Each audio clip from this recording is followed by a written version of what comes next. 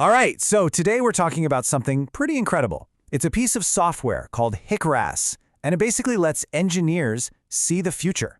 I'm not kidding. It allows them to predict exactly how a flood will behave before a single drop of rain even falls. It's all about taking total chaos and turning it into a map we can actually use. So let's break down how it all works. I mean, think about it. How can we possibly predict the exact path of a flood? When a river just decides to swell up and break its banks, where is all that water going to go? Is it going to hit the hospital, the local school? What about the power station? Answering those questions isn't just guesswork. It's a hard science, and it all comes down to building a virtual world to simulate that chaos. So the technique behind all this magic is called 2D flood modeling. And really, what it boils down to is this. We're creating a perfect digital copy of a river valley, and then we unleash a virtual storm on it. The computer does the heavy lifting, calculating point by point exactly how that water is going to spread out. It gives us this incredibly detailed preview of a flood's depth, its speed, and exactly how far it's going to reach. Okay, so let's dive into the first part, predicting the unpredictable. I mean, how do you even start to model something as wild and chaotic as a flood? It's a huge challenge. The whole process, this whole modeling journey, can really be broken down into 4 key steps. And it actually makes a lot of sense when you lay it out. First, you've got to build the digital world. Then, you define the flood itself. After that, you run the simulation. And finally, you get to visualize the impact. Simple, right? Let's get into it. So, step 1, building a digital twin. This is all about recreating a river valley right there on a computer. Because before we can simulate a single thing, we need a super accurate virtual copy of the real-world terrain. And it all starts with what you could call a digital clay model of the landscape. The technical term is a digital elevation model, or a DEM, but honestly, thinking of it as a digital clay model is perfect. It captures every single hill, every valley, every little slope. This is the foundation, the virtual ground that our entire simulation is going to be built on. Okay, so building this digital twin takes a few key ingredients. First up, you've got your DEM. That's the raw terrain data we just talked about. But that's just a shape, right? To make it real, we add a projection system. This is what basically pins the map to actual real-world GPS coordinates. Then, we draw a perimeter around our area of interest. This tells the computer, hey, focus all your brain power right here. And finally, we can lay some satellite imagery over the top, which gives us that crucial context of, where the roads and buildings actually are. All right, our digital world is built. Now for the fun part, unleashing the virtual flood. It's time to set up the conditions for the actual simulation. Now here's a really important detail about how this works. The computer doesn't see a perfectly smooth surface like we do. Instead, it lays this grid over the terrain, and that's called a computation mesh. And at every single point on that grid, the software is doing all the complex physics calculations for the water flow.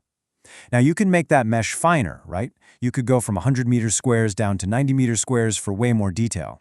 But, and this is a big but, that precision comes at a cost. It means a much heavier workload for the computer. Next up, we have to set the rules for our virtual flood. We start with the upstream boundary. This is where we feed the model something called a flow hydrograph, which is basically the storm's recipe. It tells the computer exactly how much water is coming into the river second by second. We also need to define the downstream boundary. That's the exit point. And finally, and this is super important, we add a roughness value. Think about it. Water flows way differently over a smooth road than it does through a bumpy, friction-filled forest, right? That number accounts for all of that. Okay, the stage is set. We've built our digital world. We've defined the rules for the flood. Now, it's the moment of truth. We're going to run the model. But as you're about to see, it doesn't always go right on the first try.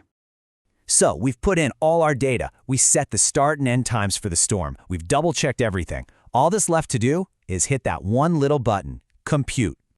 And nope, an error. The whole simulation just fails before it even gets started. And this is a real error message that modelers see all the time. The terrain does not completely cover the 2D flow area. Basically, the computer is throwing its hands up and telling us something is seriously wrong with our setup. So, we've hit a digital roadblock. The computer has the terrain map, it has the storm's recipe, so what on earth could have gone wrong? Well, it turns out the mistake was tiny. I mean, almost invisible. One of the points on our calculation boundary was just slightly outside the digital map. That's it. The computer went to do a calculation there, found absolutely no data, and just shut the whole thing down. And the fix? You just nudge that one little point back inside the line. It's a perfect example of how this kind of modeling is all about precision and making these tiny, crucial adjustments. So with that one little error fixed, we hit compute again, and this time, it works. Success. The simulation runs perfectly. Now we get to the best part. Visualizing the flow and turning all of that raw computer data into something that actually gives us insight. Yes, the simulation is complete. The computer has crunched all the numbers. So, after all that work, the big question is, what can this virtual flood actually tell us? Well, it gives us a ton of incredibly useful data. We can see the exact flood depth everywhere. That's absolutely crucial for planning things like new bridges or buildings. We can see the water velocity, which helps emergency responders identify those really fast-moving dangerous currents. We can map the overall water surface elevation. And maybe most importantly, we can see the inundation area. That's the final clear line showing exactly where the floodwaters will stop.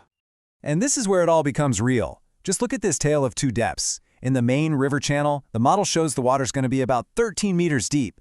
That's enough to completely swallow a 4-story building. But just next door, on the floodplain, it's only about 2.8 meters.